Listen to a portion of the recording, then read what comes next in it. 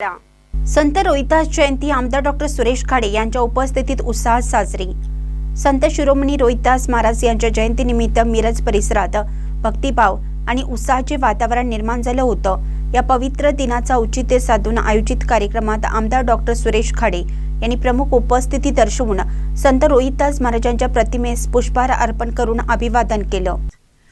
कार्यक्रमाची सुरुवात संत रोहिदास महाराजांच्या प्रतिमेचं पूजन व दीप प्रज्वलनाने झाली। यावेळी उपस्थित मान्यवरांनी संतांच्या विचारांचे स्मरण करत समाजाला एकात्मता, समता आणि बंधुभावाचा संदेश दिला।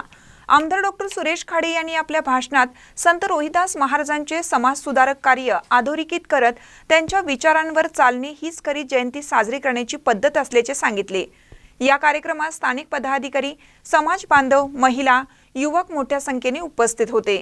कार्यक्रमात भजन, कीर्तन तसेच समाज प्रबोधनपर संदेश देण्यात आला। उपस्थितांनी संत रोहिदास महाराजांच्या जयघोषात जयंती उत्सव साजरी केली।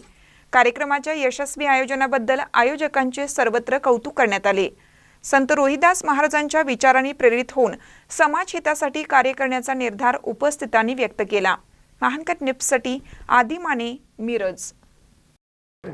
आज देशामध्येच काही आणि सगळ्या जगाच्या पाठीवर श्री संत शिरोमणी गुरुजींची आज इथं जयंती साजरी होते।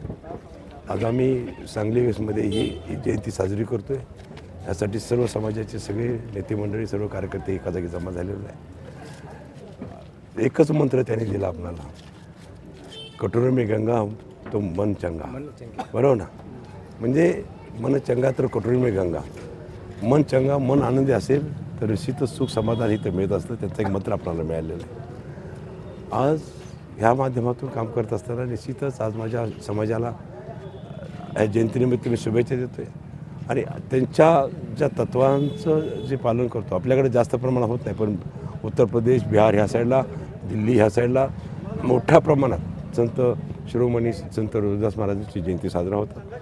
आपण प्रत्येक वर्षी इथं साजरी करतो, त्या दृष्टिकोनातून आजही इथं साजरी होते। जयंतीच्या निमित्तानं मी सर्व माझ्या बंधूंना, सगळ्या माझ्या जाती धर्माच्या सगळ्या लोकांना मी त्यांच्या शुभेच्छा देतो। धन्यवाद।